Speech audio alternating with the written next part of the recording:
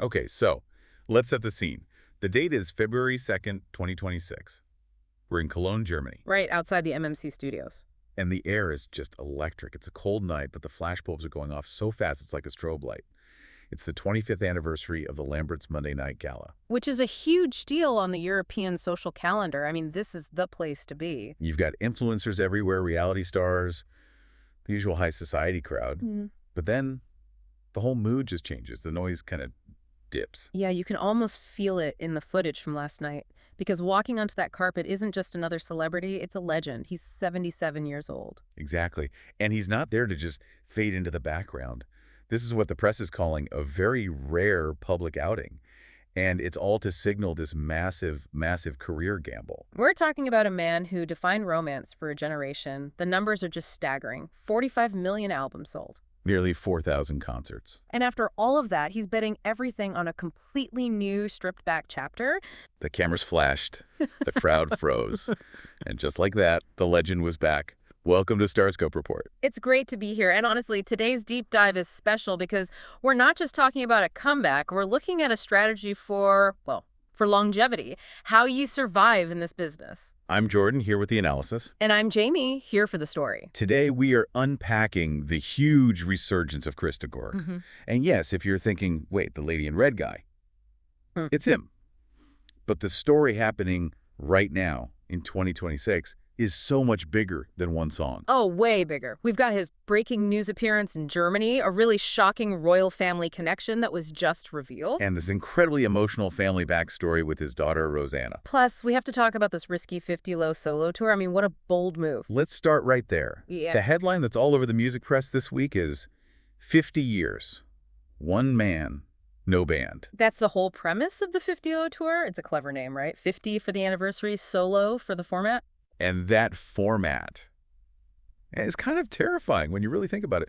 Legacy artists, in their late 70s, they usually surround themselves with a huge band. A wall of sound. It's the standard playbook. You get backup singers, a whole horn section maybe. It's a safety net. Exactly. It hides any flaws.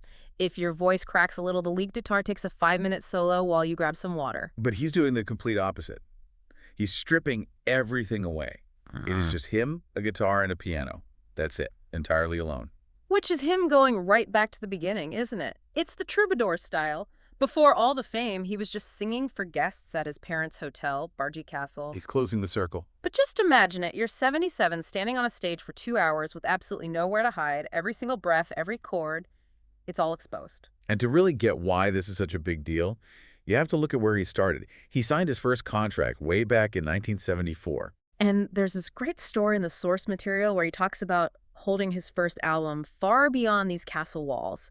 He said he had, no concept that his career would last this long. He admitted he was just incredibly naive. Well, the industry was so different then. But what I love is the story about his first single, Flying.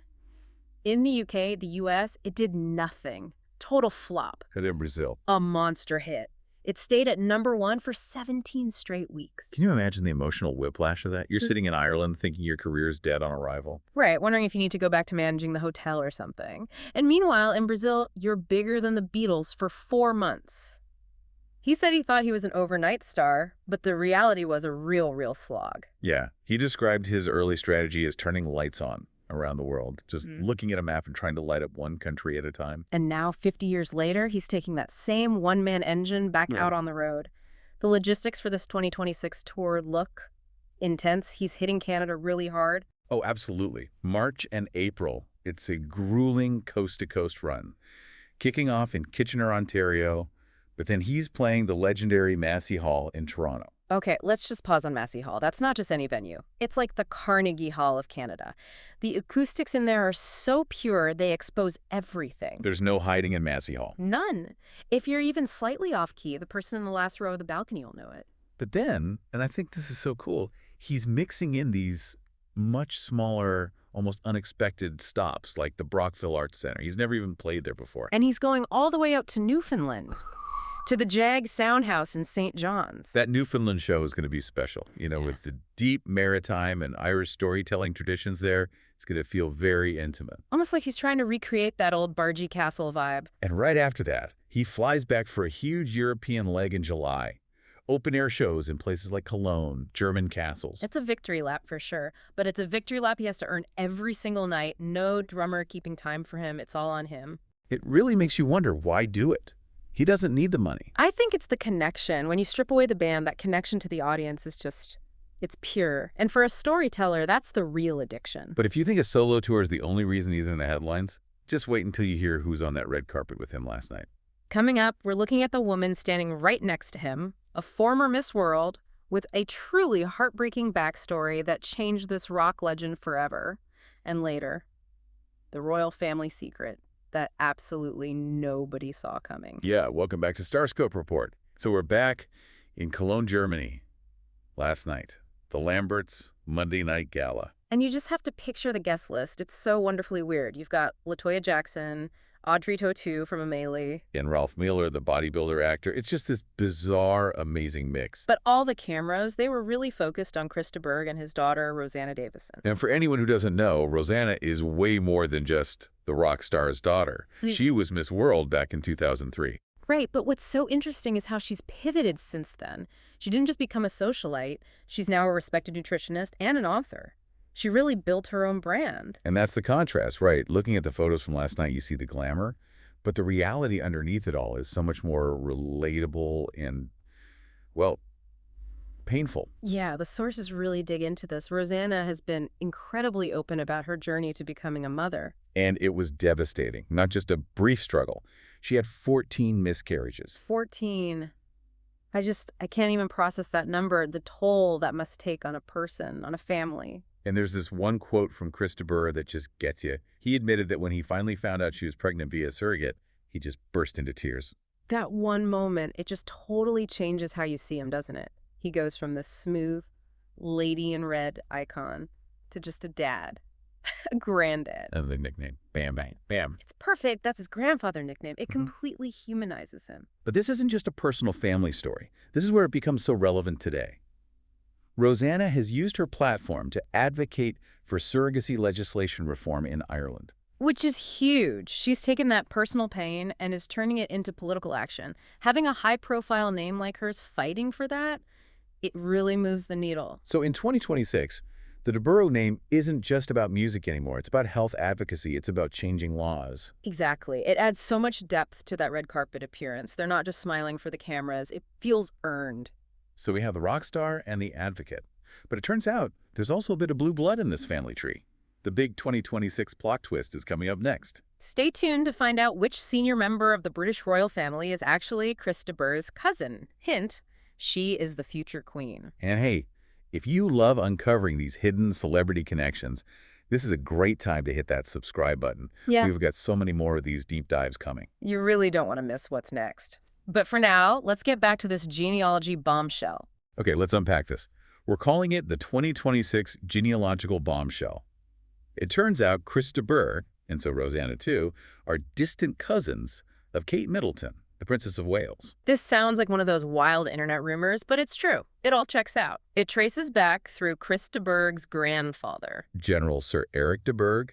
He was a major figure chief of the General Staff in India during World War II. And through that lineage, their family tree connects with the Middleton family tree, making him a distant cousin to the future Queen of England. It's wild. I just love Rosanna's reaction to it. She said finding out she was related to Kate Middleton wasn't on her 2026 bingo card. Which is pretty much the only correct response, right? It's hilarious, but it also kind of fits. Yeah. Chris de Burgh's always had this slightly aristocratic vibe. He grew up in a castle. We always come back to Bargy Castle. Exactly. So finding out he's royal adjacent feels like the last piece of the puzzle falling into place. But let's move from the family tree to his second act, because there's another massive thing happening for him in 2026 that I think is his smartest business move yet. Musical theater. He is dominating a whole new industry. Yeah, this is a huge part of his portfolio now. He co-created Robin Hood the Musical. And this isn't some small local production.